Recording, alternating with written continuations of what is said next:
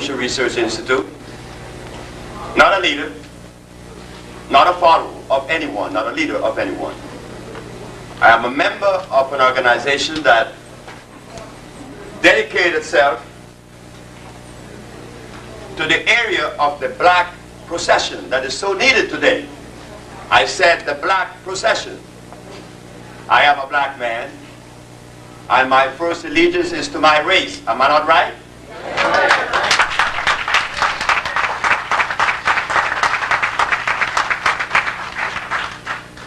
Chinese first allegiance is to himself and the Chinese race.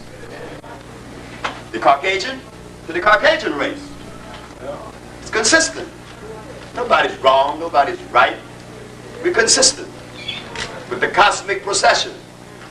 The black man was placed in Africa, the Eskimos in Alaska, the Europeans in Europe, and we all had our duty to this planet, to the existence of this planet. But as for ourselves, I cannot talk for the Caucasian or the Chinese or the Eskimo. I could only talk about my race because that's the only thing I know. I know no other entity or race or people or philosophy. I didn't go to school because it wasn't necessary. I came from a people that didn't invent school because school was unnecessary. Today with the schools, we are sick. Yesterday without the school, we were healthy.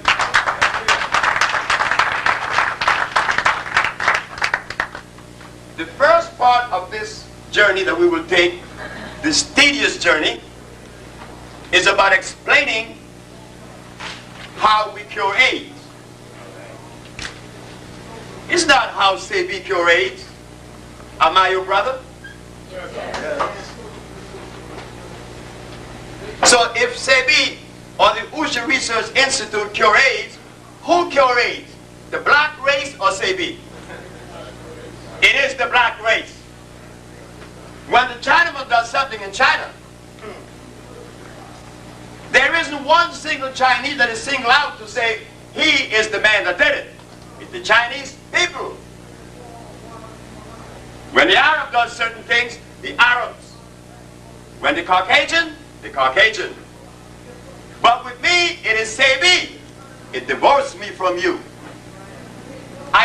I am a sum total of the black race. Am I not? Am I not? Yes. I am you standing here. So what is wrong?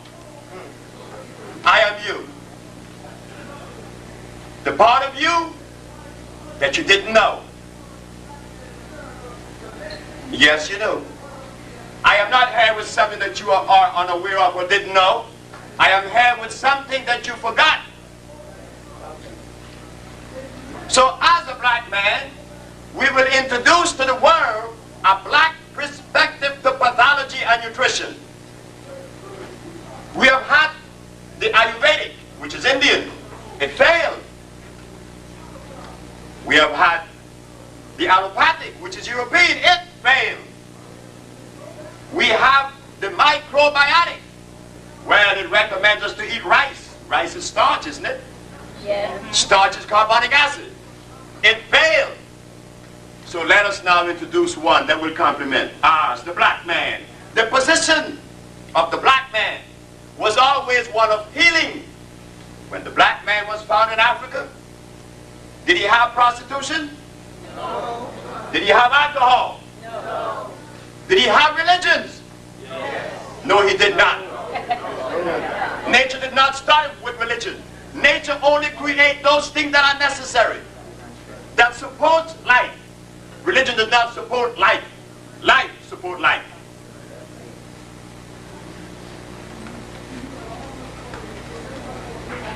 Did we wear clothes? No, we didn't wear any clothes. It was a statement that we were making. But the statement was misunderstood by the foreigners. The visitors said we were naked. And we believed it. They said we were naked. Could you imagine a man standing here without no clothes? Since creation? How old is creation, ladies and gentlemen? Nobody knows. But since creation, we lived in the forests of Africa without no clothes. And one day some strangers came and said, "You are naked."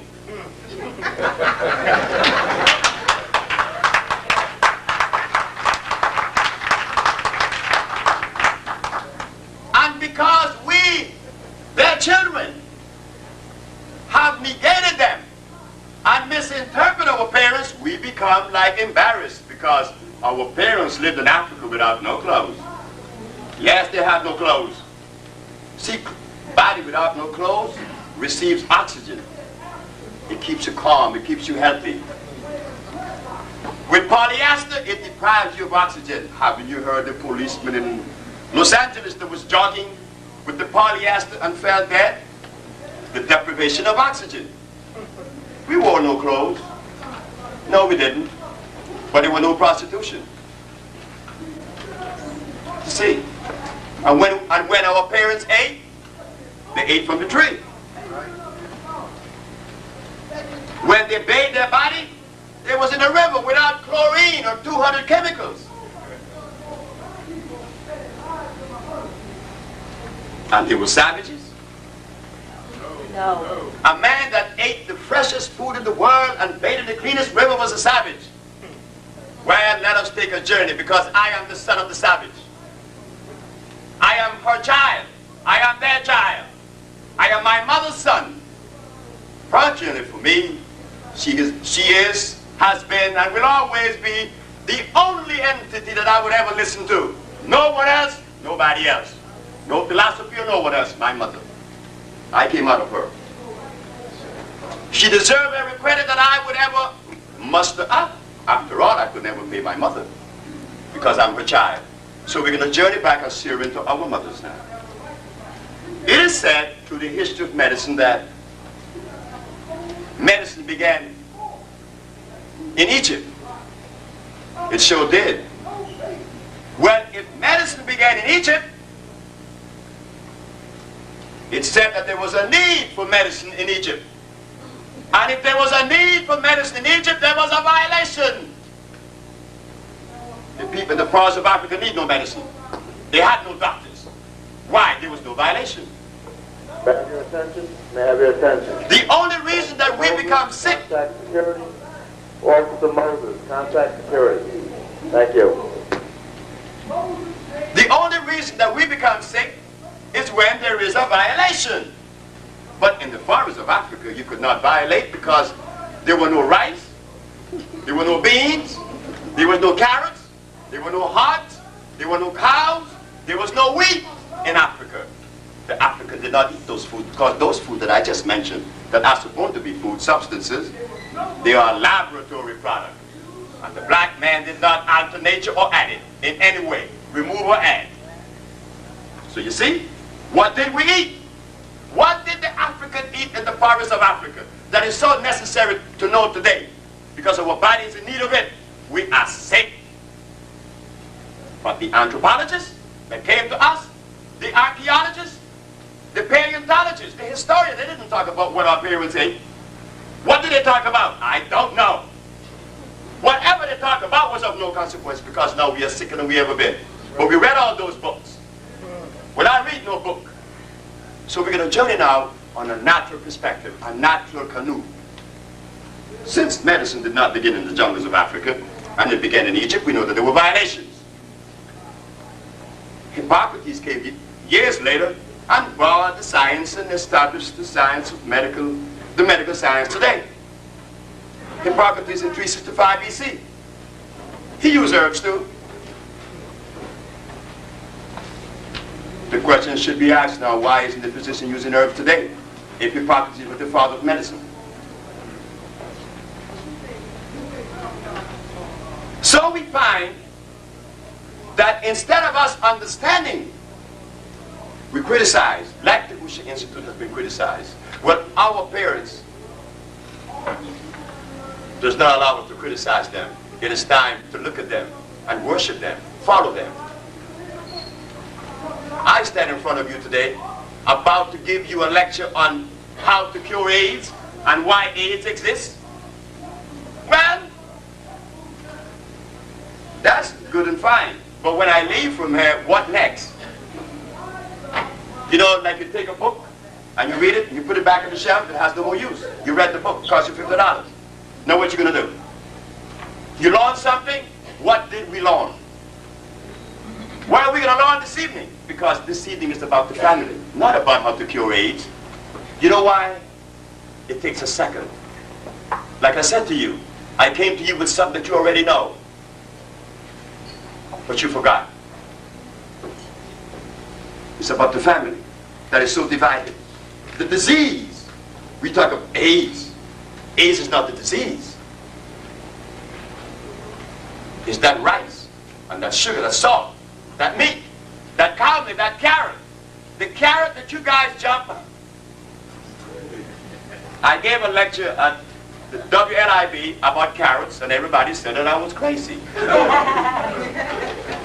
But it is fine, it is good.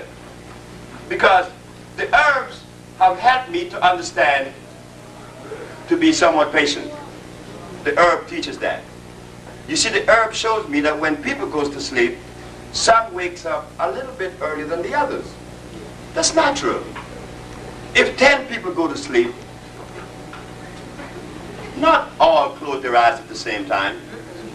And when they wake up, some wake up earlier than others.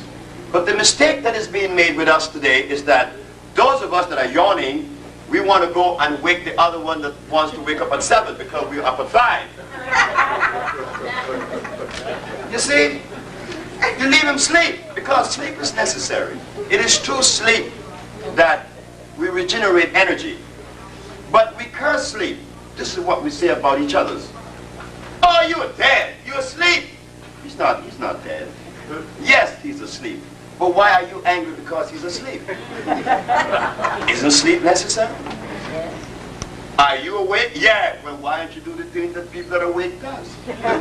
Do that. Because when he wake up and you talking trash, you're going to say, well, look, man, let me go back to sleep because you've been awake for years and haven't done anything.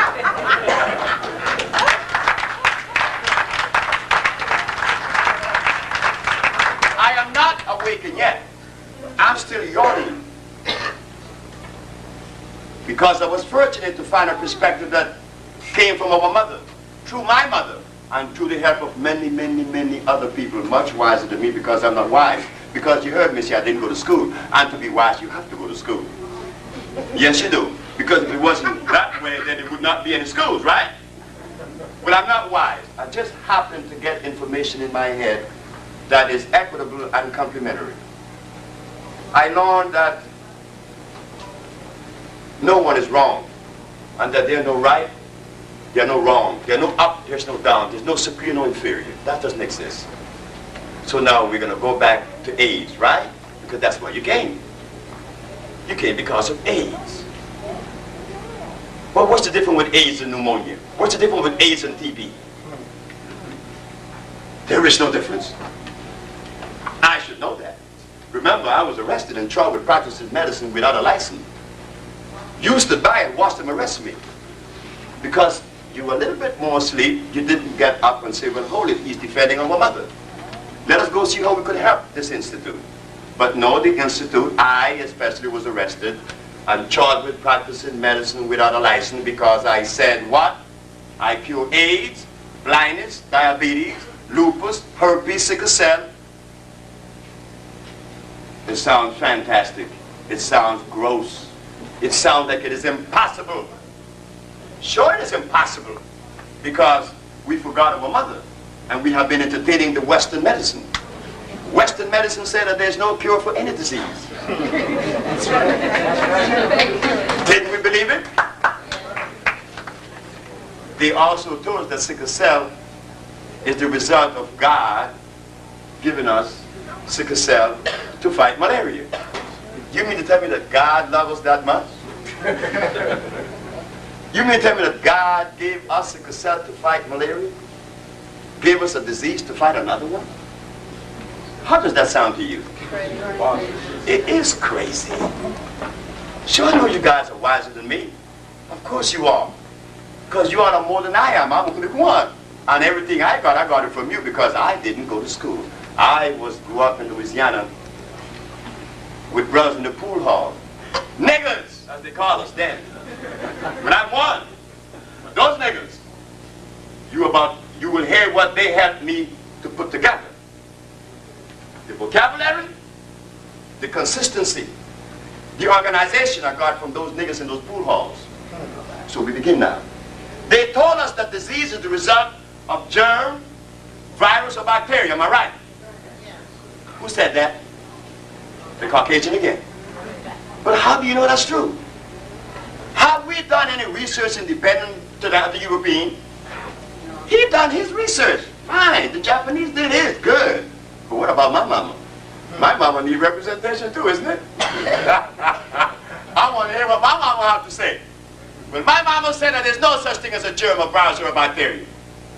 What did you say, Dr. Sebi? This is in court. This is the Supreme Court of the United States. The judge said, what did you say? I said, there is no such thing as a germ, a virus, or a bacteria.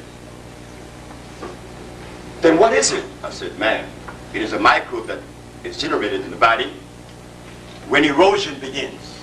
She said, explain that. I said, very simple.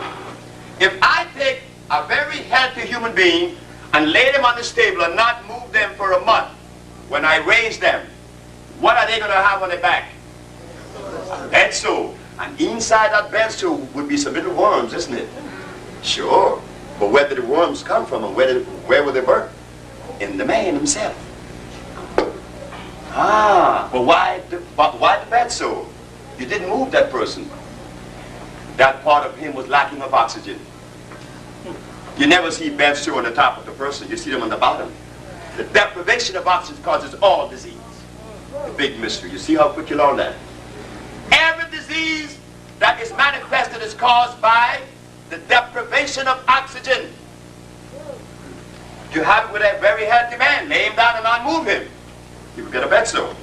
I said, and Your Honor, if I take a potato, place it inside of an oxygen-free vesicle, a vessel,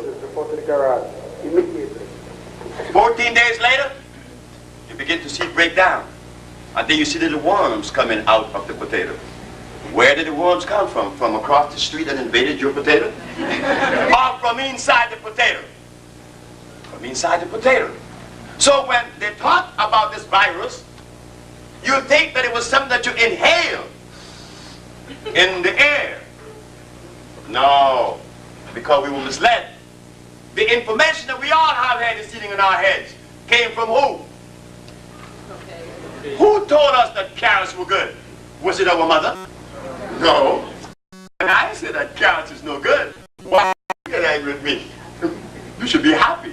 But WLIB was not too happy. You see? They were angry. And all the health enthusiasts and the health promoters was offering us carrot juice for vitamin A. But there is nowhere in your body you have vitamin A to use that carrot. So therefore, assimilation is impossible. We go back again to the virus. Then they said, well, we threw out virus, right? Now we go to germ. They said that disease is the result of what? Germ, virus, or bacteria. But we just threw out virus because the man had a bed sore. And he got it because of what? Not moving him. His body was being deprived of oxygen. Now we go internal. When those cells cease to receive oxygen, they break down. And depending where the erosion is taking place, what disease you will have. If the erosion is in the nostril, it is what? Sinusitis. If it's in the bronchial tubes, it's bronchitis. If it's on the lung, it's pneumonia.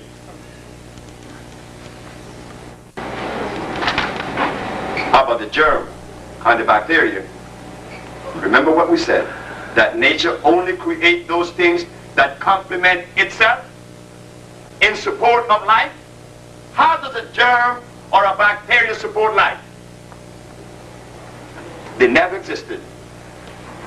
Everything in nature complements. Everything complements. A bacteria, a germ, or a virus simply does not exist. It is a manifestation that is caused by erosion. But the erosion is caused by mucus, and the mucus came from the food that you eat, the stuff that they told us to eat. After all, it's been 400 years since I had food. Been 400 years since we ate anything. Because remember, when they took us from Africa, did they bring our food with us? No. They gave us starch. They gave us meat. And if you didn't eat it, they bust your teeth out.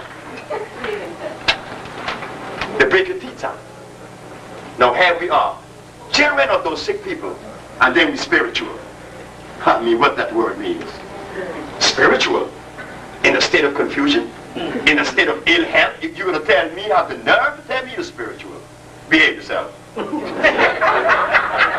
Behave yourself. To be cosmically in tune is to only indulge in those things that complement you and us. Complement your body. Once you're in that state, you accomplish anything, because I want to be on the journey for how long? 26 years, and I'm curing AIDS. So imagine if we had stayed on the journey 400 years. Put that into a meaningful perspective.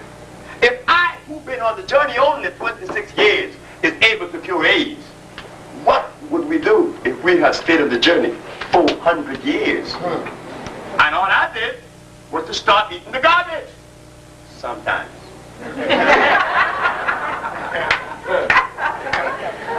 I'm you. I'm addicted with salt. I'm addicted with sugar that came from Europe. Did not come out of Africa. Cane did not come out of Africa. Because cane is also a hybrid plant. It was made. It's a laboratory product. You see? African did not eat in the laboratory products. So it's so big mystery. So we go back to AIDS again. So what is AIDS? Mucus in the lungs. That's all it is. So don't get frightened. I should know. 2 men of them have been cured by us. But they negate us. The white man negate us. But that's right. He's supposed to, because I'm not white. But you don't know, and I'm negated by you too. Between a rock and a hard place. So isn't that cute? It is nice. AIDS is the result of your immune system being compromised. And the only thing that causes the body to go into erosion is acid. Not alkalinity, acidity. And for the body to be acid, one has to ingest foods that brings about that erosion, acid foods. That's all. It breaks down the immunological system, which is what? The lymphatic system, the blood, and the skin. That's all. So what do? There's mucus in the lungs. There's mucus in the whole system. So what a sensible person would do? No, am I a scientist? I'm a problem. Right. You see, I clean the shit house. Because that's all I do. Clean the shit house. Clean the colon. Clean the cells. Clean the body. And there the body receives oxygen and reproduces itself, all the cell that has been eroded. You cut your nails, they grow back. Am I right? You cut your hair, they grow back. But the difference with the hair and the nails, they are out in oxygen all day long. But the cells internally has to receive that oxygen. You see, so now what do? We de-obstruct those arteries. You know, all that milk that you've been drinking all these years? And the cheese that Reagan feed our grandmothers?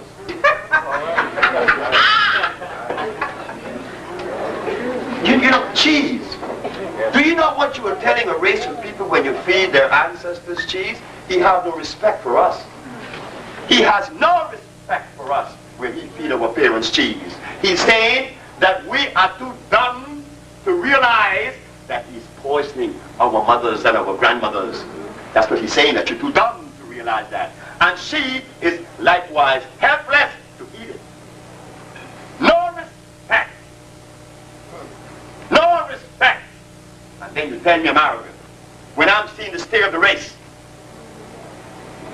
I'm arrogant. I mean, I wish I was arrogant. I can't be arrogant with you.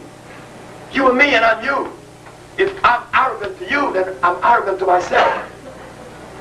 I don't love you. No, I don't love you.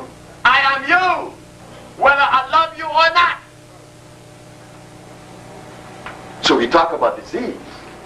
It's fed to us every day. Our immune system is being compromised right now. Because I'm inside this building, I can't breathe air that my parents was breathing in Africa on the plain, standing up on a hill and the breeze blowing by. I can't do that now. And I have to wear these clothes all over me and wrapped up because the police that called my parents savages would then take me to jail. I can't do what my poor parents did. I can't live healthy anymore because I have to wear clothes. Because the religion says that I am a savage.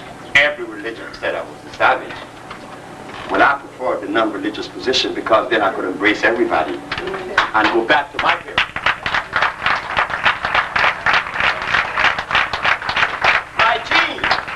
My gene has to be protected by the same code that coded it since creation. You mean to tell me that I'm a black man and live Chinese? Isn't that a slight violation? I am a black man and I'm gonna marry a white woman. That's another violation. Because her ovum and my sperm are not of the same electrical composition. So there is now.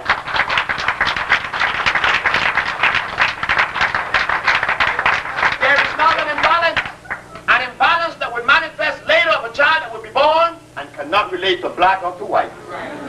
You see? Don't do that. Don't do that. That's a violation. You know, it's like taking a horse and a mule and a horse and a jackass and making a mule. A mule cannot reproduce itself. It's a hybrid product. So now I'm going to take my black sperm and unite that with a white ovum. No, no, no. A white ovum needs a white sperm. Incompatible. So when I meet a white man, hey, I respect him. I respect a Chinese. I respect an Eskimo. But now, am I not deserving of respect on the same equal basis? Am I supposed to hate the Chinese, the white, or the Arab? If I hate anyone, then who is uncosmic? I would be. No, but don't ask me to live white or Chinese because no, you're violating me. And in that violation, I shorten my life. So in AIDS, what we do? AIDS? What about sickle cell? What's the difference with AIDS and sickle cell? You die from both. So with AIDS, like any other disease, we give you the same compound. To cleanse yourselves, to rebuild yourselves, to give you energy. Not to rebuild yourselves, to give you energy. That your body can regenerate and cure and heal itself.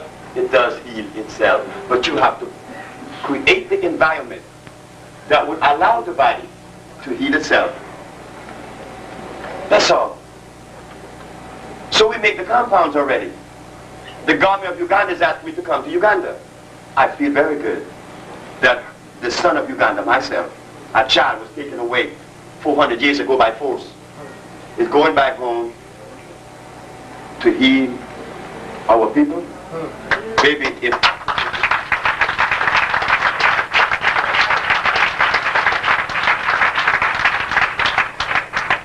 Africa is destroyed, what do we have left? Where do we go? Because this is ours. They let us know every day, and it's true, this is ours. We were right here, right? This is ours, and if you fight for this, well, that's a crime, because that's like knowing that someone stole this glass. You know I stole the glass, but you come and say, hey, Sebi, I know you stole the glass, but you will share the glass with me. What does it make you? You see? But we talk about religion, right? And we talk about righteousness. We talk about God. We just go back to God now. Who created the herbs?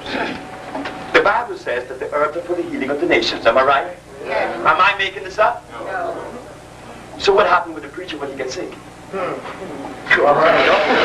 is he saying about God? Don't give a damn about God, he's saying. I know for a fact he's saying that. You know why? I had a brother just died last year. Many of you in this audience knew my brother. My brother was Pastor Gate in Honduras. I said, but Pastor Gate, the book of Genesis, the book of Ezekiel, the book of Revelation said that the herbs are for the healing of the nation and the fruits are for food. And why eat this flesh, this pork? He said, you know, you were always strange. See, I know that. Very few of my friends accept me in their group because I was always strange. But in my strange world, there is consistency, and there is logic, and there is love.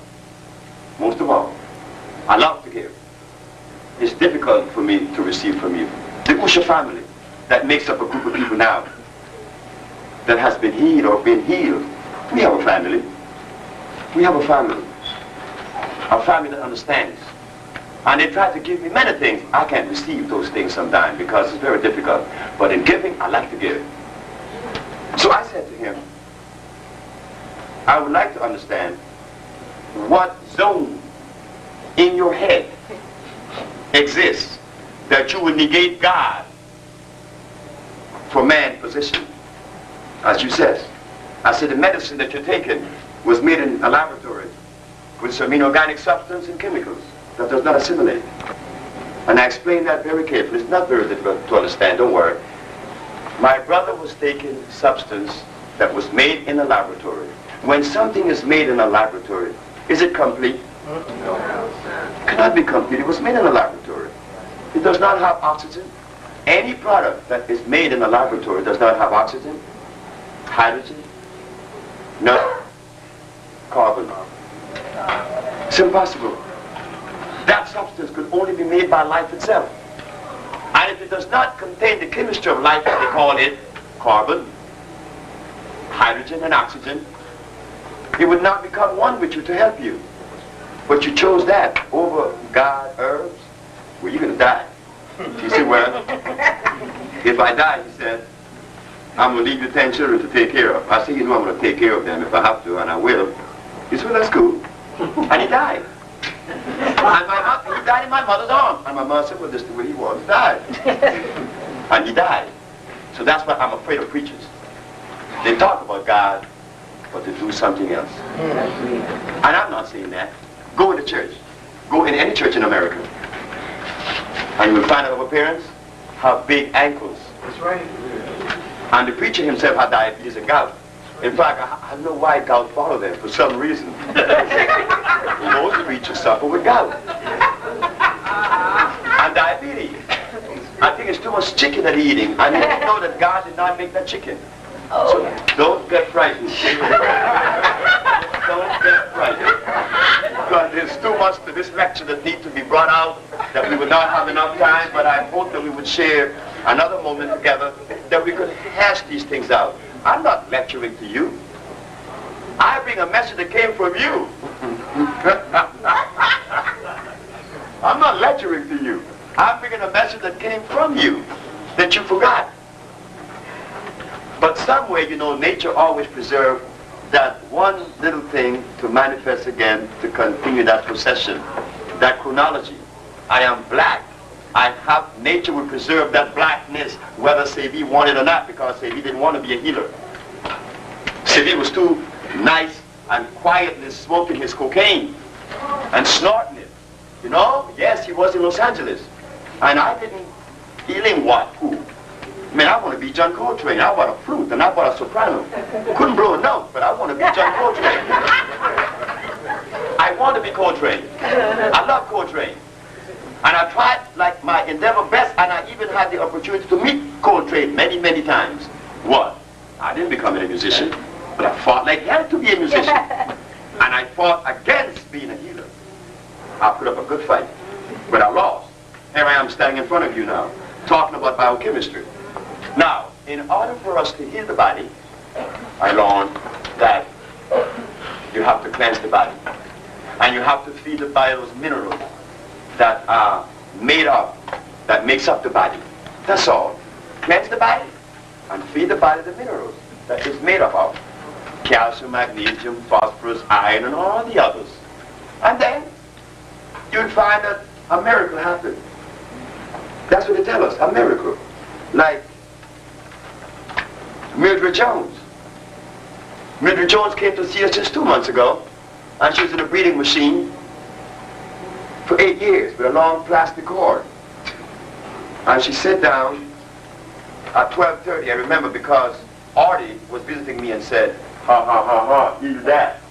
I said, sit down and be quiet. And I asked the lady, I said, do you swallow? She said, yes, I could swallow. So I gave her a big glass just like this. And many of you here knows what I'm talking about. The product since Mildred Jones has been titled and named the Mostest. You know, like a little boy said the most? But it's so good. He said, it's the Mostest. Well, that's what my son called it, the Mostest. So I named it the Mostest. So I gave this lady some of the Mostest. At 12:30. At 12:35, she relaxed. At 12:45, she took the oxygen out of her nose. At 1 o'clock, she was snoring.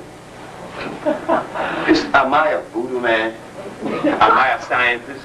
No, I just took some herbs that came from the same environment that the black man came from, the tropics. Remember, our electrical energy is higher than anyone else on the planet because it's different. That's why we have so much carbon. You see, to make electricity, and let me say this, it's very simple. I don't want y'all to think that these things are so impossible because I, who didn't go to school, could see them and work with them as a steam engineer on the ships. I saw these things. To create electricity, all you need is what? Carbon and copper. A copper wheel spinning and carbon rubbing against it, and it creates a resonance that produces electricity. That's all it is. The more copper or the more carbon, the higher the amount of electricity. And look at us. We're nothing but that. So when we use herbs from the temperate region, such as burdock, it does not get enough sunlight. It doesn't have enough energy. So we go to the tropics and get the herbs that are grown in the tropics. That grow in the tropics. And you find that, voila, Mildred Jones was sleeping at 1 o'clock. Miss Yasin Nader from Philadelphia called us Sunday before last because her son is in a coma with epilepsy and he had a tube in the stomach. A coma for 2 years. Gave him the stuff, but when I walked in the door, I saw death. I said, oh no, this boy's dead. But the voice inside said, shut up! I look at my daughter, I said, Wiwa, you think there's life in this boy? She said, mm-mm. But the boy said, shut up, and gave the stuff to the woman. Then the woman came out of the room and said, do you think he's going to live? I lied. I said, yes, he's going to live. That was not what I was feeling. And she put the stuff in the bag, and the stuff went straight into his stomach. She called 2 days later, he's up and talking.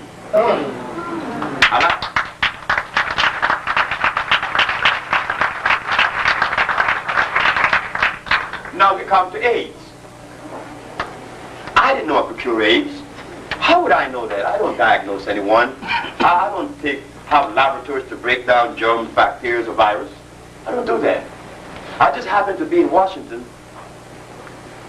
giving these people compounds that were curing all leukemia, sickle cell, which is Achilles Stroud, and a young lady said, Zelma Peterson called me and said, Dr. Sebi, I know you have cured many diseases that I could attend to, and this is why I wrote an article about you in the Financial Independence magazine. But I learned that my brother-in-law brother has AIDS, but he's at pneumocystis stage. You think it's too late? I said, don't do that. I said, fly to New York and go see Annette. Annette is in the building now with that pink dress, that flower dress over there that you always see. Annette, come forward, please. This is Annette. Annette also cures AIDS and any other disease. See, I'm just talking because they're scared to talk to you. You see, I'm a little bit bolder than them, but they know more than I do. So Annette gave her the compound. She goes to Boston that Saturday, gave the boy the stuff. That Sunday, pneumocystis was gone. 2 months later, the doctor said he didn't have AIDS, that he was misdiagnosed.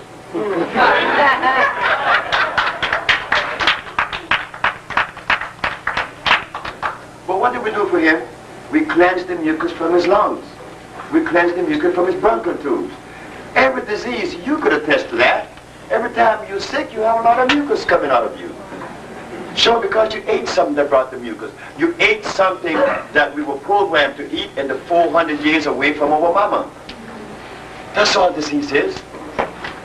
It's not time to criticize the Usha Institute as WLIB. Well, when they go out there and ask them to see if I could talk on the radio program, they said, have they released him yet?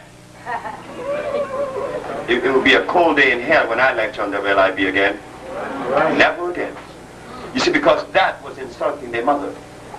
And I have very little to do with people that does those kinds of things, consciously or unconsciously. So here, this man is cured of AIDS. So again, we go back. We gave him substance to cleanse. That is potassium chloride. Potassium chloride dibasic, meaning made by nature. Not mono. Mono is made by man. Anybody here who's a chemist will know that. Am I right? Yes. Sure I'm right. So we go to the plants and find the chemicals that would cleanse away the mucus as fast as possible, as quick as possible. And then we find other herb that has phosphates to build the system, to give you energy while you undergo this disease state. And then the cells grow back, whether in the liver, whether in the lungs, whether anywhere in the body. So that's all we do, is to cleanse the system and to allow the system to be rebuilt. But in the allopathic philosophy, which is the European medicine, it is to do what? Make pills out of inorganic substance and give you, but the cause of disease is still in you. So you see, isn't that difficult? But it is difficult for them. And now it makes it even more difficult because the whole society, the whole American government depends on those chemical laboratories for huge amount of money. And a black people is going to come and invent medicine from herbs, deprive them of all those billions. Now you know it takes more than a nerve to stand up against a crime and take such a position. But it is necessary. Because my life was at stake. Remember, I was impotent. I was diabetic. I was asthmatic. I was hypertensive. And I was obese. I went to all the doctors. Now what happened? He was a book reader. That's what happened. He read books. See, life doesn't come out of a book. A book is a violation of life. Just to create a book, you have to cut trees down. There's a violation. All right. We don't have to be afraid. We don't have to be afraid. If Sebi, who was arrested a day before I'm supposed to testify in the courts of the United States, downtown Brooklyn, Supreme Court, the Attorney General sent a message to me and said, if I take a misdemeanor, that he would drop all the charges. What was he saying to you? Not to me, but to you. He didn't give a damn about you. If I had done that, you wouldn't hear my mouth today. I said, no, this is fisticuff, lose, win or lose. Because my people are at stake, my race, my step, my being, my family. And I'm supposed to take that is like me going to a Caucasian and ask them to stop being Caucasian. That's an imposition. Or to have the Caucasian race to implement in their world things that belongs to our world. That's an imposition. That's a violation. Give respect. We learn to be obedient. A zebra does not ask a horada, how come you don't have stripes? Nature made him with stripes. It did not make a horada with stripes. But they're both equitable. See, we have to begin to understand what it is to be different. Not better, not worse, not superior, not inferior, because you're not inferior to anyone. We just happen to play a unique role, a role that I will explain right now. A bird or plant, you go to get what mineral? You see? Iron. Sure. Meaning that the predominant mineral is iron. But then we go to the dandelion. Or just take the shade grass. Shade grass. What you go to that for? Calcium. It's coded to ingest calcium. So the black race is coded the same way like the plants. Look at the eagle. It eats meat. Not the quetzal. It doesn't eat meat. It eats seed because it's coded. The flower of the burdock is what? Red, purple and white. But that of the dandelion is what? You see? But which one is better? They both serve their purpose. So what is this thing about, I have to measure up to a white man? Man, I've got to measure up to nature. Right. I'm better. Because right now, we happen to have the ingredients that would maintain harmony and peace on the planet. The black race. Why? Because we hear that the Japanese have the best cars, right? They make the best cars and the best cameras. Well, what do we make? All right. We make the best medicine in the world. The black race again. You see? When we thought that we had nothing to offer, we have the best medicine. We cure AIDS. So who does the world have to depend on now to cure the diseases? The black race. But if you sit in your chair and separate me from you and say that man over there say the cure AIDS, then you know what you just did? Condemn yourself. You have just condemned yourself because I'm you. But look what it would do if we all were to come together and say, well, hold it there now. Since these people at Usha is curing AIDS, is it our duty?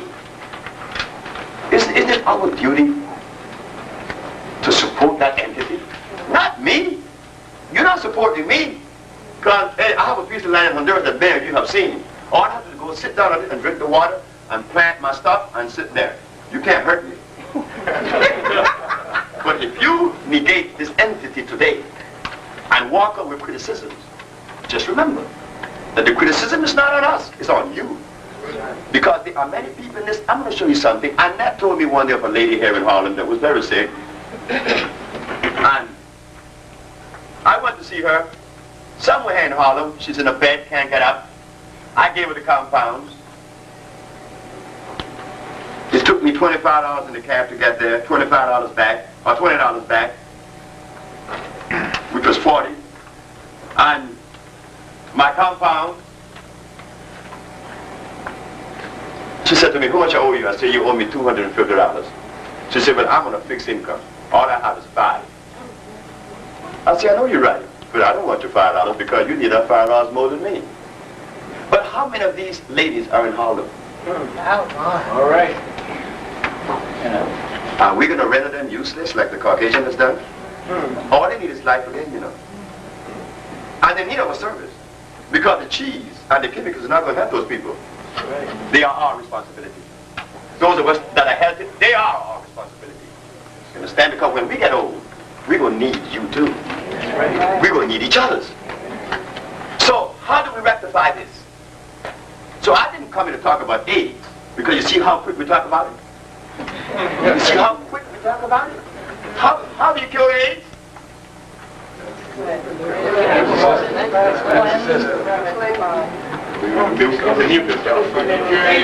So big deal.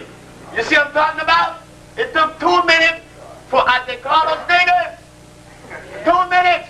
But NYU have libraries bigger than the building that I occupy and cure AIDS out of. Books on medicine that would, look, if you would fill this room. And it's still doing research, but in 2 minutes here, we, the son of those African people. African people. I hate to call them that, because I don't deal with that, but our parents from that continent, that they call Africa. Right. We are their children. So if with 400 years of eating meat, and eating cheese, and eating salt, we are able to cure AIDS after 400 years of violation? I mean, look, we have got to be some kind of monsters, isn't it? So we are doing that, the black race. So we have to get back on the business of taking care of ourselves the way we always had. We always did. Nobody could take care of us better than we can. Who could do that? Why would we even put that responsibility on someone else? Why would we even entertain that?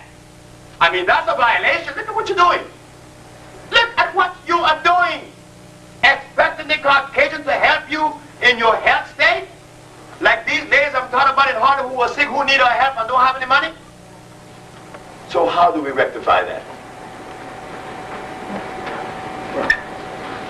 do that.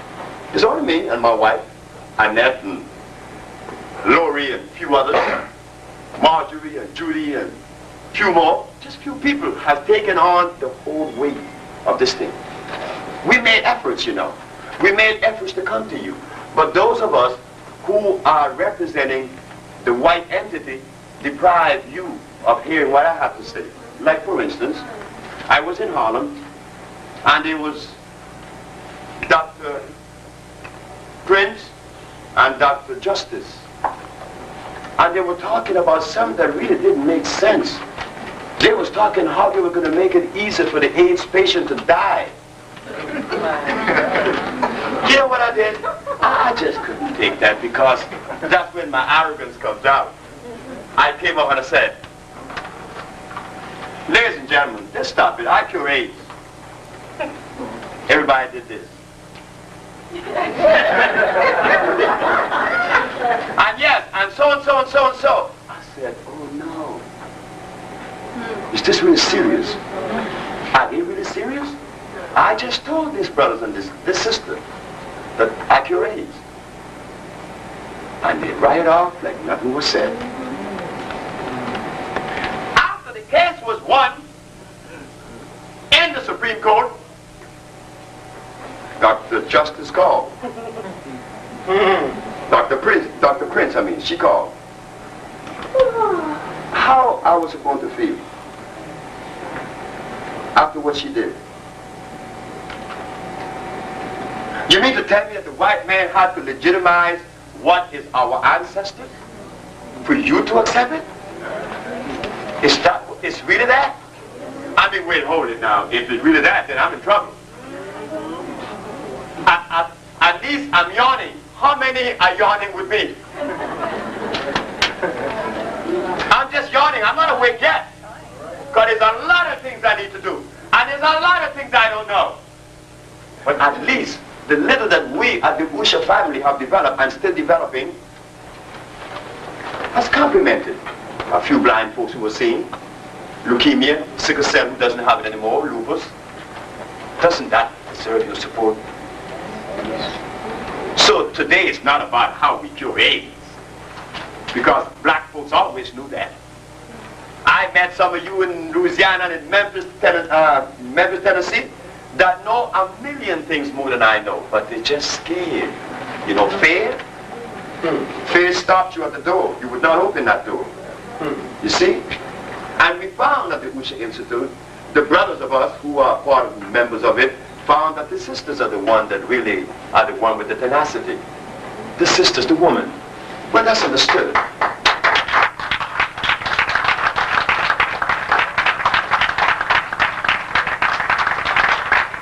I am the only male that is in the operation of this institute. I am the only male. They make the stuff. They direct the institute.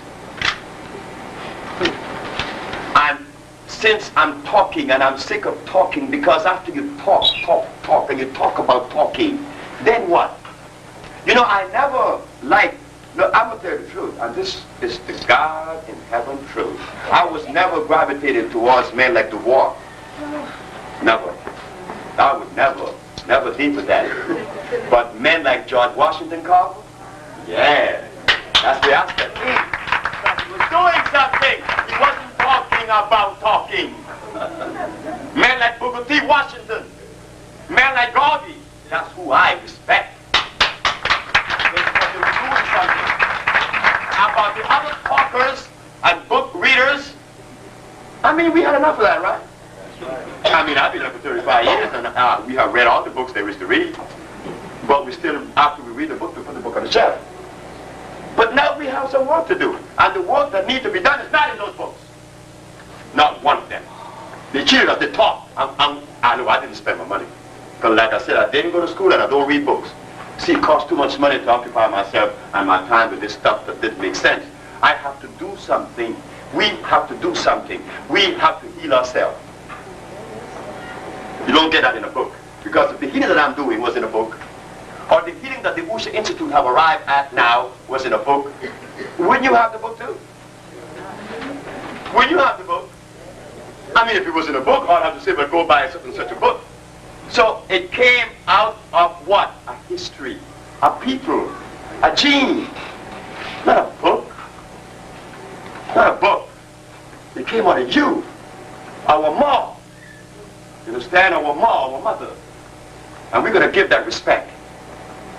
So we hope that when you leave from here this evening, you would make it very simple to everyone else. What did Dr. Sebi talk about? He said that disease is removing mucus from the system. Well, that's all he said, yeah.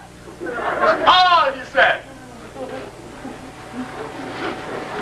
Now, you see, now we've down to basic, isn't it? And after we heal ourselves, all those things that we want to claim we are, that we want to exchange with one another, such as, I'm spiritual, holier than thou, but drinking carrot juice and eating pork chops. Or eating tofu. Tofu is worse than pork. Tofu is 100 times worse than pork. It's going to tear your membranes down immediately. Women get vaginal discharge immediately. If you don't believe me, go eat some. Go eat it.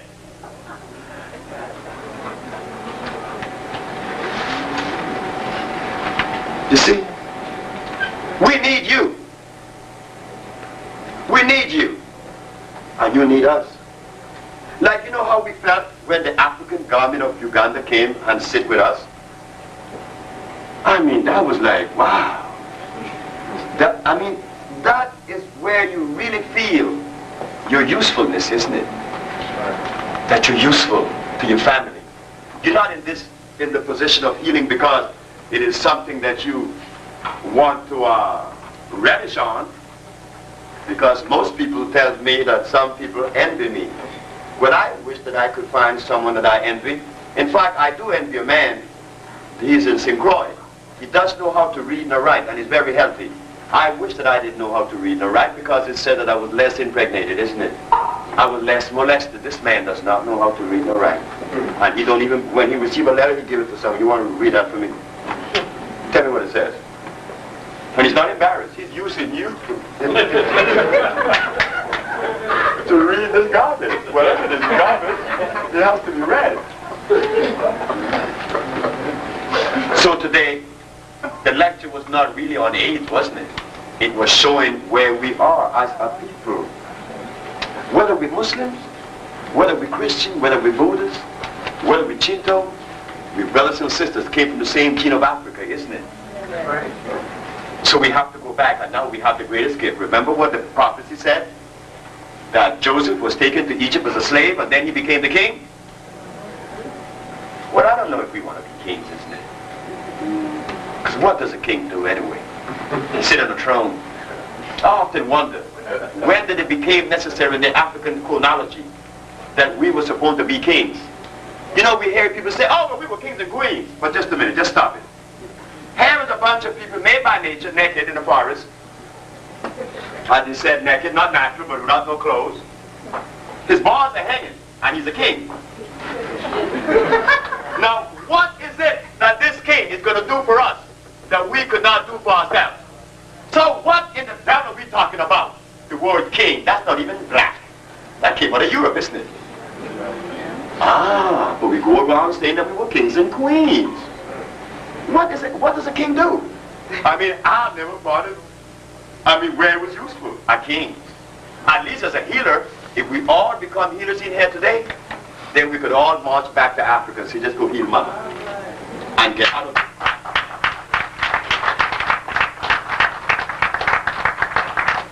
I recently was talked to by two sisters about a king from Ashanti that came.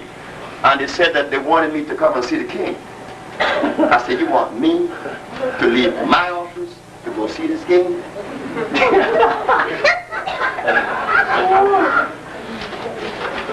The man is bloated up. He's sick. I could look and tell his eyes were very puffy. He had diabetes. He was loaded with fluid. I said, that man, the only way he would be healed by me is he crawled up these steps. You see, kings. I left from Brooklyn to see the lady in the bed. But she was no queen. She was just like me, the underdog. Kings, they crawl because they have not had any usefulness, not to you. Or you could just talk about them. Say we have a stool, a golden stool, and he sits on it. A king now. Hey, king. Hey, he's the king. Sebi is the king. Now, Sebi, what are you going to do? But I just have to sit on the throne and be a king. That's all I have to do, be a king. But what's the king? Where is the usefulness of a king? Does he provide you with food and shelter? No. He just sits on the throne. He's a king. How did he get that?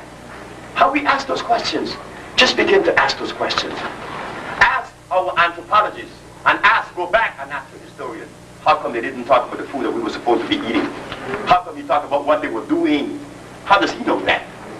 Black people in Africa wasn't doing anything but waking up and going to sleep. So that's all was needed to be done. Wake up and go to sleep. Our body wasn't made to work. I mean, many of you with your PhD degrees in your pocket would like to be in a situation where you only wake up, feed yourself, and eat fresh fruit from a tree, and go back to sleep. That's a dream. That's a dream. With your PhD, you'll crawl out with your Mercedes-Benz and go be in that fluorescent light. And you're going to drink out of the plastic bottle. And you're going to be suited down where your neck is bleeding only your face.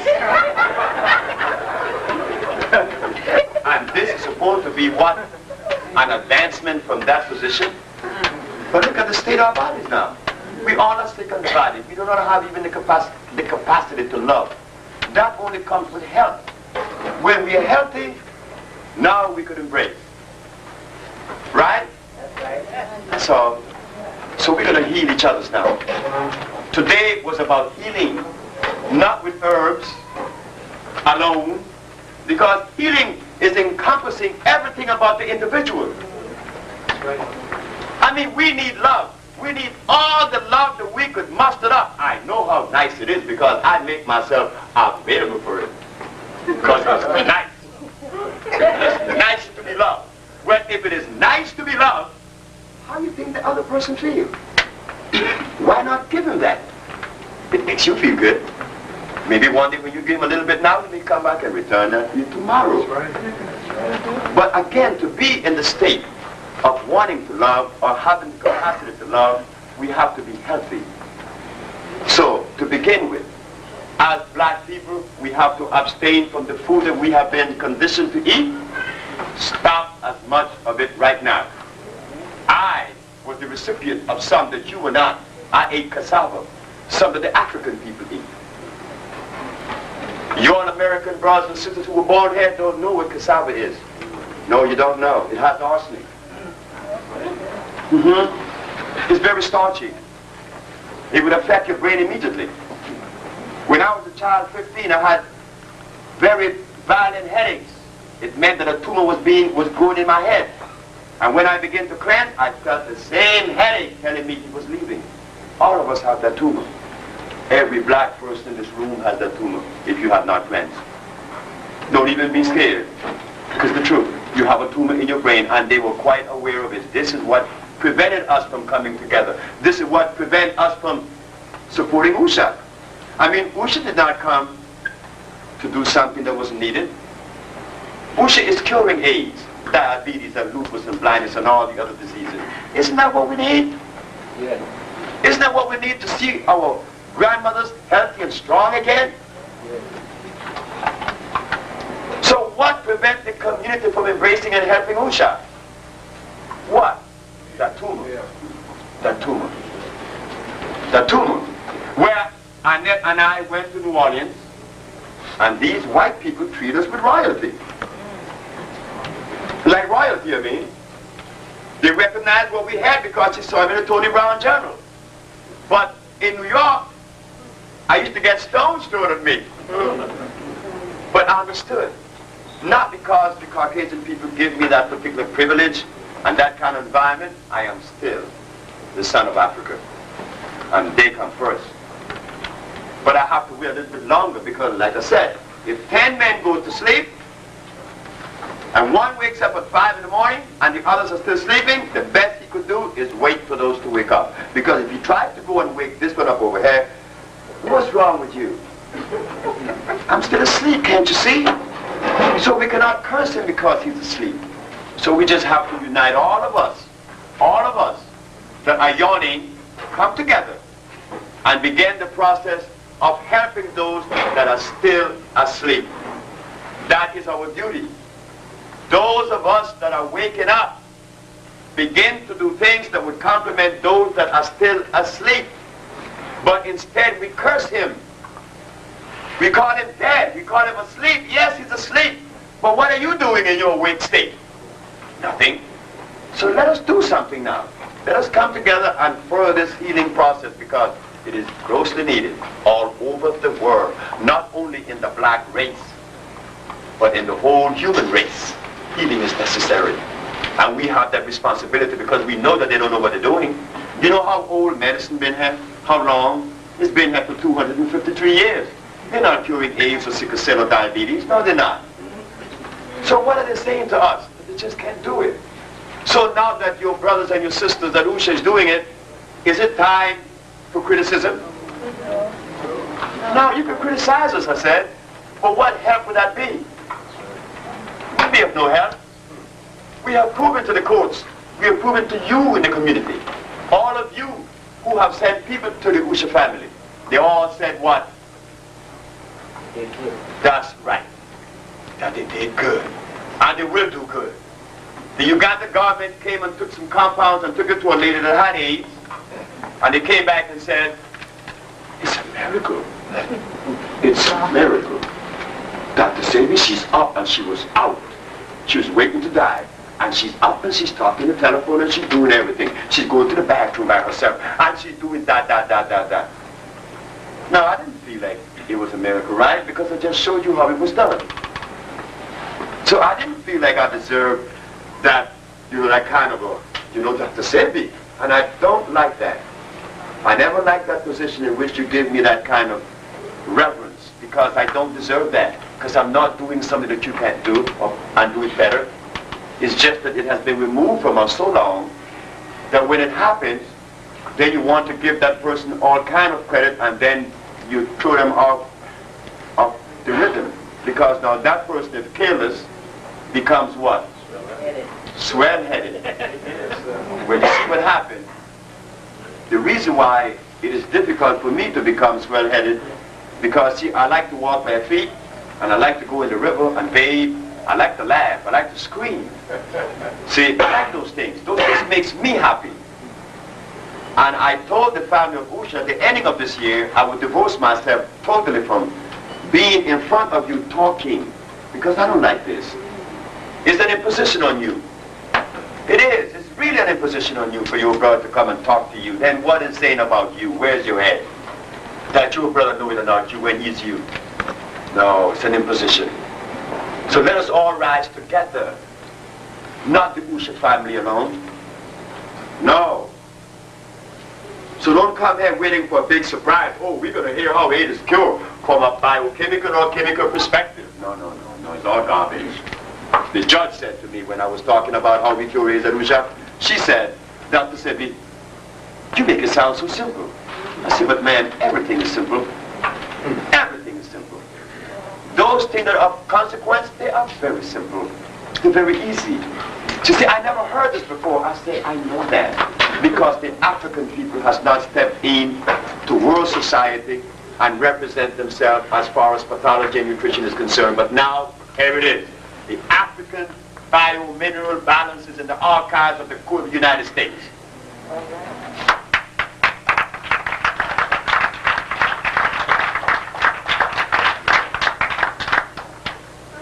So in ending our little lecture, I want to say to you that I more than appreciate all these faces I see here. I more than appreciate that, because the time has come in which we must come together, at least in healing. And remember that in healing, the one thing you will always remember is that love comes out of you for everyone. For everyone. Like we still hear racism, white hate blacks, black hate white. That's fine. We have our journey. Our journey was always one to give love. I don't know if we're going to be as careless now to allow the foreigners to tell us what to do and allow them to infiltrate in whatever way and destroy our little thing. but it is about loving everybody, including your enemy. Sure, it is true. Because in loving your enemy, you feel no pain.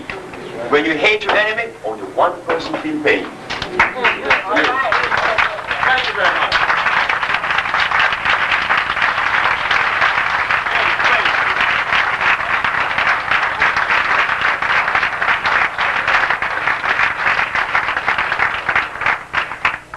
At the ending of every talk, there's always the better part of the lecture. The question and answer. Please, don't reserve your question. Feel free to ask whatever question you want to ask, because this evening it is family, isn't it? And are we supposed to hash out those things that need to be hashed this evening? Are we going to leave from here with the same empty-headedness that we left in other lectures? No, we're going to do something now. We may even devise a way in which we could see how we could collect $1, just $1. I'm going to show you all something very simple. $1. Suppose all of us in America gave $1 to the Usha family. You know how many dollars that is? That's about $40 million, isn't it? I mean, behave yourself. $40 million? It may be even more than that, isn't it? So let us say $40 million. Just say $75 million, $60 million. Just say $50 million. And we use $5 million to buy a building, or 2 or 3 of them in various big cities. That's only $20 million. And the other $20 million we invest in entities that will provide the herbs that we could heal everybody in our community. You see, just how much did it cost each brother? $1. Just $1. I mean, I wish I was Reverend Ike on you one day alone. I wish I could be like the Pope, just one day, to take your money. But when I like to take your money and give it back to you in a very nice way to see the smile on your face, see what we did with your money? Because you would be administering that money. But we want to use just $1. We serve our problem. I mean, we could do it in a big way. Just $1 throughout the United States. So let us see how we could create a network throughout the United States. I just came back from Detroit, and it was a very sad story for me. I mean, I was in the middle of the NAACP annual convention.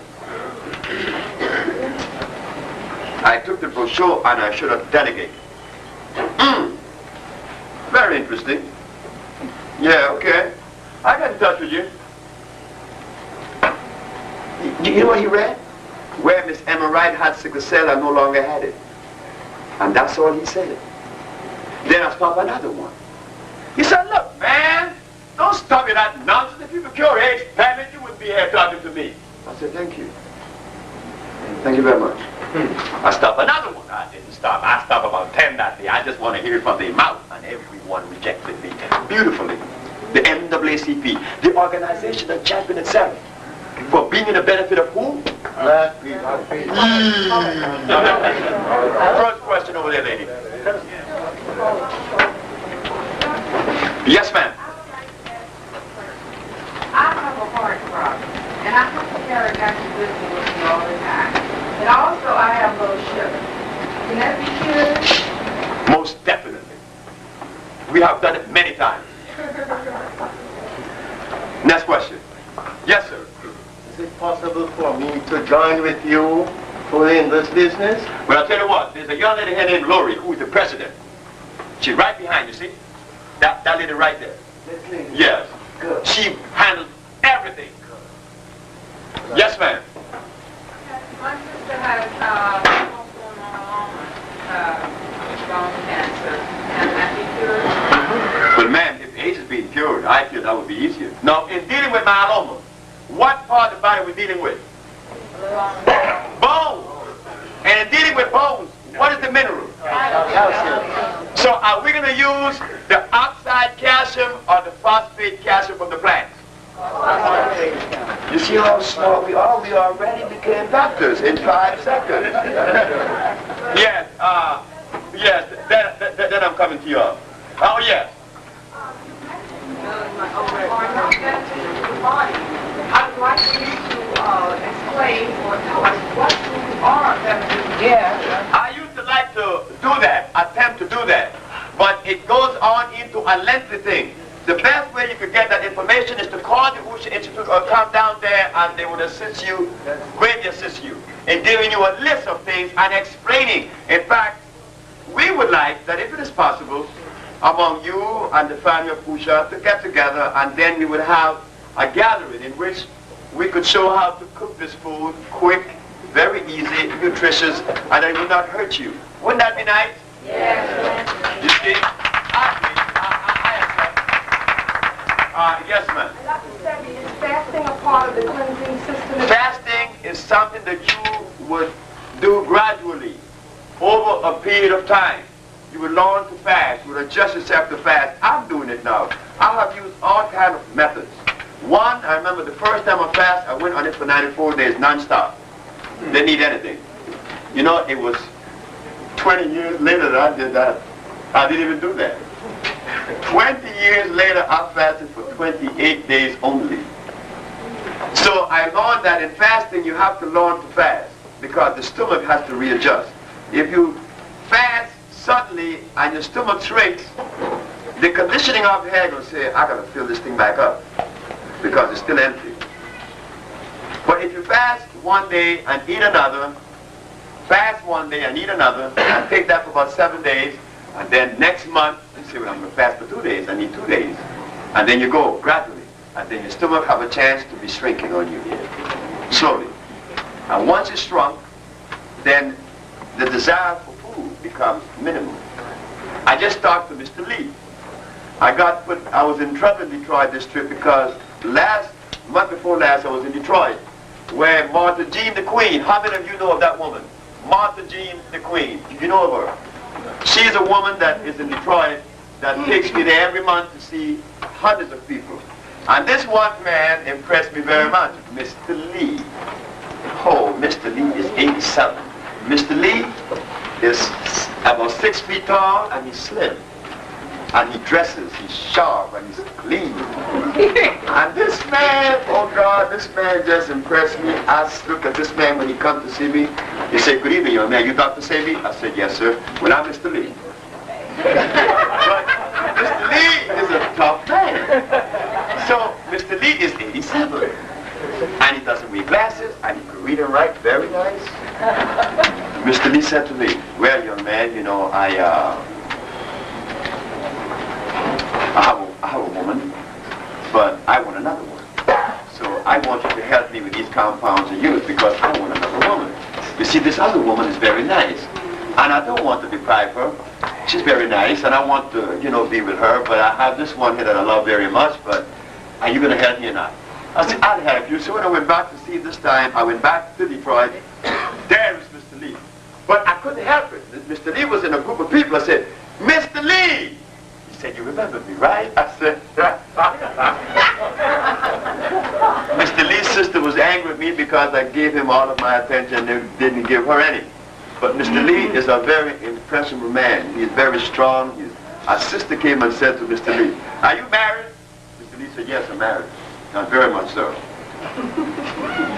This man is, you know, so that was the trouble I got in. His sister jumped all over me and crazy. Yes, sir. Yeah, what I'm going to say is based on some observation I have recently, just like the European had their several their meeting the richest nation, and not one African is included in that group. I noticed it. Yeah, so what I want you to do is address the answer to some of us who might don't understand what's going on, because like here we try to get together and then some of us bring somebody else who don't like us to get into what we are dealing with. But there is no reason why a Japanese or a white man shouldn't be here. There should be reason, but in us constructing, no, we can't construct with their philosophy or their presence, no. Because we have to separate ourselves. Everything was made separate. Everything is different, you know. You see, they tell us that we're one, right? But is that true? No. You see? I mean, damn, if you put me next to a Norwegian, man, you know there's a distinct difference. Man, what was this that we are one? We're just different. Not that the Norwegian is less than me. Because I've been to Norway many, many times, and I have been to Russia. I've been all over Europe. But I never find it necessary to relinquish and to compromise my blackness, but I never found it necessary to offend them either. Because I don't want to be offended. So, as hipping us to come together, you know, we've been doing that for 35 years since I've been here, coming together. Coming together around what? There have been no coming together in America in 35 years around an entity that's going to protect us, that's going to feed us, and compliment us. He was always around philosophy. But I don't get around that. That's why I don't have friends that entertain that junk. Next question. Right here. Yes, ma'am. Yes, ma'am. I would like to know how long the cleaning process takes. I have asthma. When I was an asthmatic, for 28, 29 years, Miss Mildred Jones that just spoke about, Miss Mildred Jones, she had a machine. She was worse than you. And in a half an hour or 15 minutes, she took the machine out her nose. But I want to say this. That have to be very, very carefully understood. I had 2 people that died after they came to see me at the Usha family last year, or this year. Young woman too, with asthma.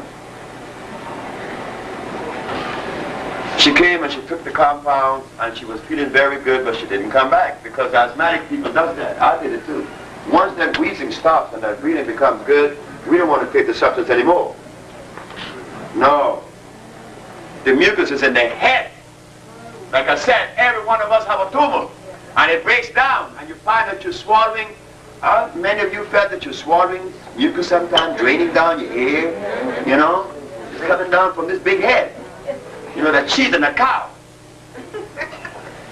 This lady, this young sister, told me that she was only eating the food that I recommended. And in the selection of these foods, broccoli was one. As a steam engineer, I learned to understand chemicals. I'm a steam engineer. I learned that not by going to school for it, because you heard me say I didn't go to school. I learned it on the ship. I was a wiper, which is a janitor. I wiped myself to a fireman and water tender, to a junior engineer, to an engineer, on-the-job training. So while on the ship, it was my duty, at one point in my journey as an engineer, to scavenge the oxygen out of the boilers. That's the first thing a steam engineer has to learn to do. To put sulfite in the feed water, that it would go in the tubes of the boiler and scavenge out all the oxygen. If there's any degree of oxygen over and above, just, I would say, oxygen in contents would be like only 1/10 of 1% of the water. Because oxygen would cause pitting in the tubes, erosion. So you put sulfite in the water, and it removes oxygen from that water. And now you would never have to suffer pitting in the tubes. But when I would open that barrel, I had to open the barrel and stand away. If I stand over that barrel when I open it, that's how fast it would react. So what are they spraying the vegetables with now to make it look young? I mean fresh? And this lady has asthma, and she comes to me. She begins to feel good. But I recommend that she eat only green things, and she chooses the broccoli. And when she eats the broccoli, now she called me about 1 hour before that. This happened to me. It's dangerous out there. It's very dangerous. You see, with that $1, we could go back to North Carolina and tell the brothers to have all this land that isn't growing anything, look fellas. We want you to grow organically grown food for us. Without the sulfite and insecticide and the pesticide, because she's in trouble. This is in trouble. We're not taking care of business. We've been talking. We've been talking. because those who came to us was talking about Egypt, talking about what took place in Songhay. What the hell are you going to do with that now? Okay, you think you're bad? Do something with that. No. You walk out ahead and go do something what the Egyptians were doing back 5,000, 6,000 years ago. Go do that. I want to see how good it's going to be. But if we do what we just recommended, each of us give $1 and we start, go back in the soil and growing the food for these children, because they're us. And if our health is being compromised now, worse with them. Well, Brother Sonny Carson is seeking right now to change the food in the schools. Now, doesn't that sound good? Isn't that a worthy cause? Instead of marching in the streets about what? Yes, sir. Just people coming to you who have identified illnesses like asthma or AIDS or whatever, what can we do here? Say, I don't know what I may have yet, all right? But what can we do here today to start the process? Well, when this man, Martin, came to see me, Martin didn't have no disease. Martin is right here. This big head man in front of you, the man is raised man. Martin didn't have any disease, but Martin wanted to feel good. Want to feel, you know, energy back. Well, all you have to do is come and we send you the packages and you would revitalize again, be revitalized again. Yes, sir. I want to ask you about the cow. You said that's a hybrid animal? The cow is a hybrid animal, true hybridization. Between one and one. A cross between a yak and a buffalo. It's not natural. So I don't know when the Bible talked about Abraham that was killing and dressed the calf. I don't know what they were talking about because this cow is new. You see, how do you know what is natural? I'm going to show you guys a very beautiful scale. I wish I had a blackboard that this thing could go off into something very nice. But we're going to use this line. This line here. This line as a center. This line as a center would be number 7 for neutral in pH. Anybody know pH is? The pH of 7 is what? Neutral.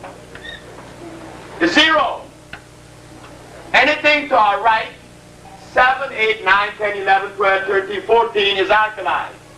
Anything to our left from 7 to 1 is acid.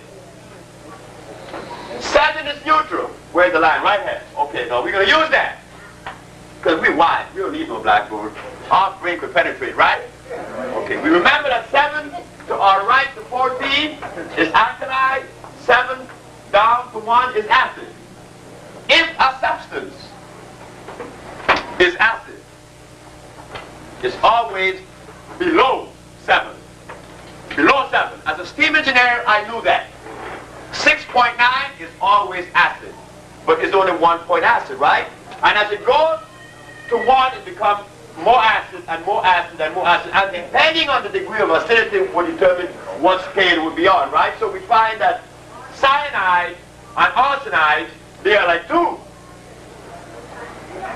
1.5 grain of arsenide would kill you right now, isn't it? But if the substance is on above 7, is it good for you? Yes. Yes. Now, when you milk a cow, this is a hydrogen ion concentration test, they call it. Hydrogen ion. To break it down, pH, depending on its structure, is acid state.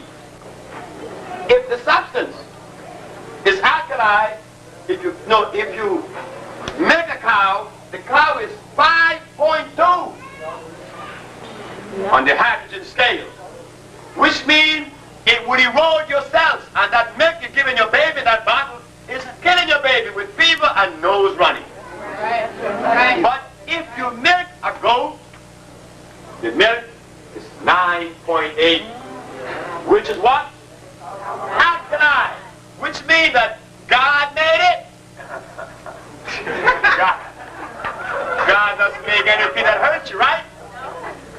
I mean, if he made something to hurt you, he wouldn't be God. If you make a tiger, the milk is alkali. Over here. If you make a lion, the milk is alkaline. If you make a woman, it's alkaline. But if you make a cow,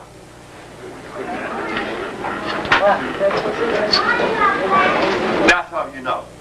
You could take a carrot and juice it and give it the litmus test. It's way over here on the acid side. But they help people claim it is. Well, a man is in the door right now named Lorenzo Pace. Lorenzo Pace came to see me when I was at Monroe Street. And he said, hey, look, man, I want to drink juice. And I got all this mucus. I'm a vegetarian. What's going on here, Sebi? I said, Lorenzo, what kind of juice you drink? And he said, carrots, baby, carrots. Because the poor man was told by these nutritionists in Harlem that he should drink carrot juice. Mucus was coming out of Lorenzo like he never said. I said, stop it. There he is now, without the mucus. Then go back and drink carrot juice. Yes, sir. What's the pH of blood? The pH of blood depends on the state of your body. But the pH of blood should always be no less than 10. That's right. Because the cells can't do nothing with something acid just by the word acid. Acid means what? To eat away on you. What you want that for? Yes, ma'am. Yes, the sister. I'm doing a with calamine and sour husk. Is that good for you, bad? Psyllium husk. And what else you said? That's coming out of a volcano. They both are very harmful. Don't even deal that. Remember, to heal the body, maybe this is the way I should, this lecture just begin to get good, right? To heal the body, we want to give it things that it is already composed of. And the body definitely is an alkali state. The body itself is alkali. And it is composed of what? Carbon base. Psyllium seed. Psyllium seed is acid, isn't it? It was made. You see? Anything that was made in the laboratory must necessarily be acid. Because men cannot titrate. Titration, that's the word. He cannot, in other words, may I have that umbrella?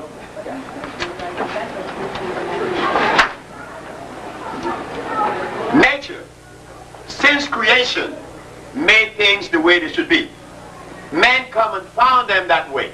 We found them already made for us to indulge in, right? But what man does, you say, well, I can see if I take a soursop and a coconut and put them together, I'm going to get coleslaw. Right? But to bring these two things together that was not originally put together by nature, you have to use a binder. That's the trick. For them to come together and unite, because they were not supposed to unite. But man takes and uses a binder, which is a chemical, and put them together. That's a violation.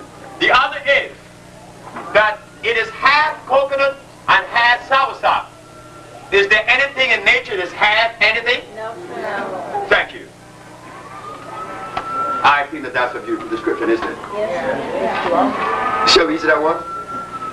You are a scientist. Yes, sir. Then you, man. Dr. Sebi, Yes, sir. detoxify body, cleanse it. 1 day, 1 year, 2 years. Well, this lady, I did not compete answering her question. I'm glad that you asked the question. It depends. It depends on the state of toxicity. It depends how much weight. It depends how much fluid. It depends on the state of your body. You come back and tell me, you know, when you begin to take this stuff, you come back and say, hey, man, I'll be good. I'll be very good. Or you may come back and say, you know, I feel okay, but then I know I have some work to do. You know, it's simple. It's very easy. You know more than me. So you know. Yes. I have annual tissue in the jawbone. And what it's doing is, it's affecting the nerves, the blood vessels. Abnormal tissue in the jaw caused that? Abnormal tissue. What causes anything to become abnormal in the body? Acid. Acid. You know it. That is also bothering you too. No, that was not also bothering you. That was what it was all the time. Okay, all right. That's the point. Okay. So we deacify your body, right? Let me see, Washington, D.C. What is his name? Little short man. Forgot his name. When he opened his jaw, he had to put it back in. Why? Because there was erosion in the calcium cells. Right? So what do we do? What's causing the erosion? The only thing that eats your body up is what? So what is disease? Yes, brother. Who was it? Who's next? Well, look at Saya. Saya's in town. Hi, Saya. Saya's a beautiful little girl. You ought to know about Saya. Yes, sir. Please tell us exactly what the problem or the benefit of soybeans, tofu, soy milk, TBP. You know, there's a young man that I don't see here today. His name is Jay. I didn't do his research. Jay did. Jay is a member of Pusha. Jay put things in a way that I hope that you would get this paper that he wrote on tofu. Tofu, he said, the food of what, he said? No, the food of who? What did Jay said? The food of champions.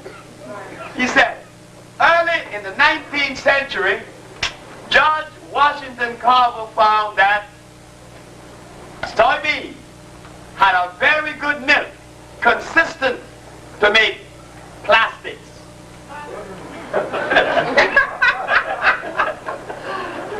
It was George Washington Carver that invented plastics. He made it from what? The milk of the soybean. Where you need to tell me, and Jay said in the paper, you ought to read this paper. We will make this paper available to you next time we come together, because we will come together again, because there's so much to talk about. He said, if early in the 19th century, George Washington Carver used soybean to make plastics, why is it that automatically in the 19th century, it has become our food? How could that be? Your food from the same source as plastics? Does that make sense? No. Don't you know that to make plastics, you have to ingest, or you have to use a substance that contains silica, inorganic silica. Soybean is artificial. Soybean was made by the Jesuit with priests. And I'm glad that this young man asked that question. Because look at this now. What does Ralph Nader do when a Caucasian or the Caucasian companies or some individual produce, no, he's a Caucasian too, Ralph Nader, right? What does he do when he finds something on the market that is no good? He what? He said expose. Is that what he should do? He should do that, right?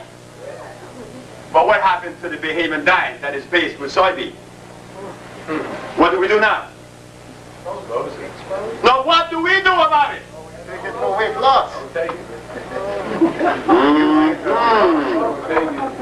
Now they're going to come out of the woodwork, isn't it? Are we going to attack Brother Dick Gregory for that? He doesn't know. Maybe he doesn't know, right? So if he didn't know, why did he bring it? He didn't know about the pastor. So we educate. That's right. The sister is right. We have to educate Dick because he's our brother. And we're not going to condemn Dick because the information that Dick had in his head came from who? It had to have come from the Caucasian. It didn't come from the brothers and the sisters in Africa because they did not eat no soybean. So we have to sit with him and say, hey Dick, you know, like, enough is enough, you know, man. Oh, you can't have this. Last question. Or at least two more. Yes. I would like to know if colonic irrigation is necessary. Colonic irrigation is extremely unhealthy. water against your sikkim. And at the point where, I wish I had a blackboard, I'll tell you what we do, I'll explain it now. But when we come back again, I'm going to make sure that the family of who shall have a blackboard head, I will show you. When this is your ascending colon, where this is your ascending colon right here. This is your transverse colon. This is your descending colon. Things goes across very easy and down very easy, but to climb up, to crawl up is very difficult. Now I'm going to push water up here, down, across, down. Now there's no way out here. So aren't you having to impact things down here with that water 15 pounds per square inch pressure? Not only that, the obstruction is not in the colon. It's in the small intestines. Because the valve, the sikkim valve, only pushes things out. It doesn't admit things in, because that would be anatoxemia. So as this valve clogs, so the small intestines, and there goes your stomach. So when you get your colonics, yeah, you see some feces out of it, but the obstruction is in the small intestines. And since this valve does not allow any water to go in, how are we going to clean the small intestines now? Where the putrefaction really sits. And not only that, when you take water and put it in a machine and then push that up someone's colon, isn't there life forms in this water already? And they will seed inside of you? Because if you had taken this water through your mouth and it had the life form, which it does, it would die in the mucous membrane or in the hydrochloric acid in the stomach. But now you bypass that because some German invented colonics. And some black person told us that because the Germans did it, it must be right. Ooh. That's what I think. Ooh. Yes, ma'am.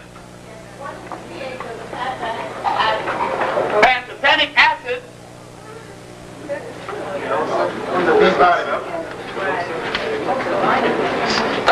Would it be below or above 7, fellas? She said it, right? Pantothenic what? Yes, ma'am. If the elements that we require in food are tropical foods, is that to say that our diet should be mostly tropical foods? And if so, would that necessitate us living in the tropical climate? Or would that necessitate us eating a lot of imported food? You see what the sister just asked? It's the whole lecture. She asked, does it necessitate, since we are tropical, that the food would come from the tropics? Or that we would have to live in the tropical region? What happened when you put a gorilla in Alaska? And what do you think we are doing gradually? Our skin gets wrinkled fast. We're dying. And what she also said, does that mean also that we're supposed to get our food from the tropics? But I'll tell you what, I was a merchant seaman. I know about boats. I have a brother who owns boats in Honduras now. A boat only costs about $70,000 to come from Honduras to Miami. So with that dollar, we could buy 5 boats. We hold it. We could also get all kind of land in Honduras. And they were glad to have you grow stuff over there and build on your boats organically to you. Tropical fruits. Yes, sister, you're right. You asked the question of the evening. That's why we use the herbs that come from the tropics. They contain electricity, high over and above anything from the temperate region. That's why everybody feels so good with the Maya. Our compounds are electrical. Food is electrical. You are electrical. I had the opportunity to receive electricity through my pores in Honduras as a very young boy, 16 years of age.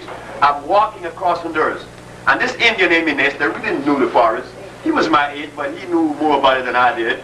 He said, look, if we go across these mountains, it's going to cost a lot of labor going up and down, up and down, up and down. He said, look, you see this shoulder? They call it cordillera.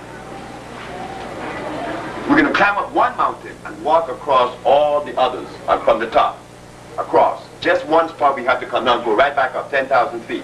We were in the clouds. We were inside the clouds. And at one point, I was laughing and running. All 3 of us young fellas, 16 years of age, running in this cloud. Running, walking 3 days, sleeping only 1 day. But we had energy. And you know, it was until I became a healer that I saw why that Indian asked us to walk in the cloud.